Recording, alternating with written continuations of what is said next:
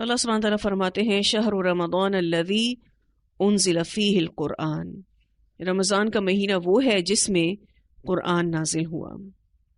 رمضان کی اہمیت اس بات سے واضح ہوتی ہے کہ یہ واحد مہینہ ہے جس کا نام قرآن میں آتا ہے۔ دوسری بات کہ اللہ نے قرآن کے نزول کے لیے دیگر مہینوں میں سے اس کا انتخاب فرمایا ہے۔ حدیث میں آتا ہے کہ دیگر انبیاء کرام پر بھی آسمانی کتابوں کو اسی مہینے میں نازل کیا گیا۔ رسول اللہ صلی اللہ علیہ وسلم نے فرمایا صحف ابراہیم رمضان کی پہلی رات، تورات رمضان کی چھٹی رات، انجیل رمضان کی 13ویں رات، اور قرآن مجید کو اللہ تعالیٰ نے رمضان کی 24ویں رات میں نازل فرمایا ہے۔ اسے مسند احمد نے بھی روایت کیا اور یہ سلسلۃ الصحیحہ میں بھی حدیث آتی ہے۔ تو تمام کتب سماوی یعنی آسمان سے آنے والی کتابیں اور اس طرح قرآن رمضان ہی میں نازل ہوئی ہیں۔ قرآن کے نزول کے بارے میں ایک تفسیر یہ بیان کی جاتی ہے کہ قرآن لیلۃ القدر میں سارے کا سارا آسمان دنیا پر نازل کر دیا گیا، پھر تھوڑا تھوڑا کر کے حالات کے مطابق آپ صلی اللہ علیہ وسلم پر نازل ہوتا رہا۔ جبرائیل امین نے اللہ کے حکم سے نبی اکرم صلی اللہ علیہ وسلم کے دل مبارک پر اس قرآن کو اتارا، یعنی لوح محفوظ سے آسمان دنیا پر اتارا گیا اور وہاں بیت العزہ میں رکھ دیا گیا۔ جو آسمان دنیا آپ کو نظر آتا ہے، یہاں ایک جگہ ہے جس کا نام ہے بیت العزہ۔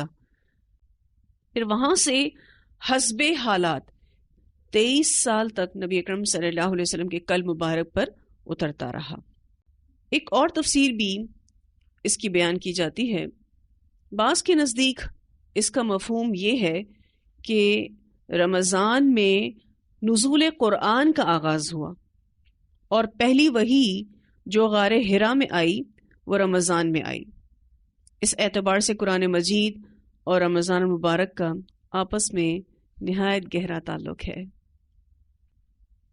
اسی وجہ سے رسول اللہ صلی اللہ علیہ وسلم رمضان کے مہینے میں جبرائیل علیہ السلام سے قرآن کا دور کیا کرتے تھے، اور زندگی کے آخری رمضان میں 2 بار دور فرمایا۔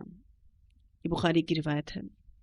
اسی طرح سے صحابہ کرام اور سلف صالحین کا بھی قرآن سے رمضان میں خصوصی تعلق تھا کہ اس قرآن کو اللہ نے اپنے ان بندوں کے دلوں کی ہدایت کے لیے نازل فرمایا ہے جو اس پر ایمان لائیں، جو اس کی تصدیق کریں، جو اس کی پیروی کریں۔ قرآن میں ہدایت کی کھلی نشانیاں اور واضح دلائل ہیں۔ جو شخص بھی انہیں صدق کے دل سے بغیر کسی ضد اور ہٹ درمی کے پڑھے گا اس پر ضرور سیدھا راستہ واضح ہوگا۔ دنیا کی کوئی اور کتاب پڑھ لیں، جو اس کلام سے ہدایت ملتی ہے وہ کسی اور کتاب سے مل ہی نہیں سکتی۔ خواہ دنیا بھر کی بے شک اخلاق کے موضوع پر مبنی کتابیں پڑھ لیں، جو ہدایت، جو فرقان اس قرآن سے نصیب ہوگا وہ کسی اور کتاب سے حاصل ہو ہی نہیں سکتا۔ اس کلام سے ہی ہدایت ملے گی۔ یہ ہدایت کا بنیادی ذریعہ ہے۔ تو یہ فرقان ہے، اچھے اور برے میں فرق بتانے والا ہے۔ یہ قیامت تک لوگوں کی ہدایت کا ذریعہ ہے۔ الحمدللہ یہ مشکلات میں راہ دکھاتا ہے، مسئلوں کا حل بتاتا ہے۔ الحمدللہ ایسا کئی بار آپ کے ساتھ ہوگا کہ آپ کسی مسئلے کے ساتھ قرآن پڑھنے بیٹھ گئے اور اللہ تعالیٰ قرآن کے اسی حصے سے آپ کو آپ کے مسئلے کا حل سمجھا دیتا ہے۔ الحمدللہ یہ قرآن کا معجزہ ہے، قرآن کی برکت ہے۔ نبی اکرم صلی اللہ علیہ وسلم رمضان کے مہینے میں خاص طور پر قرآن سے تعلق قائم کرتے تھے۔ ایک روایت میں آتا ہے کہ روزہ اور قرآن انسان کے حق میں سفارش کریں گے۔ رسول اللہ صلی اللہ علیہ وسلم نے فرمایا قرآن کہے گا کہ میں نے اس کو رات میں سونے سے روکے رکھا، اور روزہ کہے گا کہ میں نے اس کو دن میں کھانے پینے سے روکے رکھا۔ اللہ اس کے حق میں ہماری سفارش قبول فرما۔ آپ صلی اللہ علیہ وسلم نے فرمایا دونوں کی شفاعت کو قبول کیا جائے گا۔ اسے مسند احمد نے بھی روایت کیا ہے، یہ حدیث طبرانی میں بھی آتی ہے اور حاکم میں بھی۔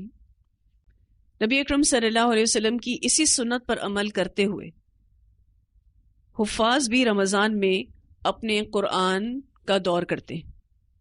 جیسے رسول اللہ صلی اللہ علیہ وسلم جبرائیل امین سے قرآن کا دور کیا کرتے تھے، بالکل اسی طرح سے حفاظ بھی رمضان میں اپنے قرآن کا دور کرتے ہیں، اور یہ سنت ہے الحمدللہ، اور بہت بہترین ماحول ہوتا ہے۔ اللہ شیاطین کو جکڑ دیتے ہیں۔ حافظ لوگوں کے لیے قرآن کے حفظ میں مددگار ماحول ہوتا ہے۔ رسول اللہ صلی اللہ علیہ وسلم نے رمضان کی 3 راتوں یعنی 23ویں، 25ویں اور 27ویں میں صحابہ کرام رضی اللہ عنہم کو باجماعت قیام اللیل بھی کروائی، جس کو اب تراویح کہا جاتا ہے، اور یہ سنن ترمذی کی روایت میں آتا ہے۔ آپ سوچیں نبی اکرم صلی اللہ علیہ وسلم جب قیام اللیل کروائی ہوگی تو کیا اس کی روحانیت ہوگی۔ پھر مسلمانوں کا شوق دیکھ کر آپ صلی اللہ علیہ وسلم رک گئے تھے کہ کہیں ان کا شوق دیکھ کر اللہ تعالیٰ ان پر یہ نماز فرض نہ کر دیں۔ بہت سی احادیث جس میں ماہ رمضان کی راتوں میں قیام کی فضیلت بیان ہوئی ہے۔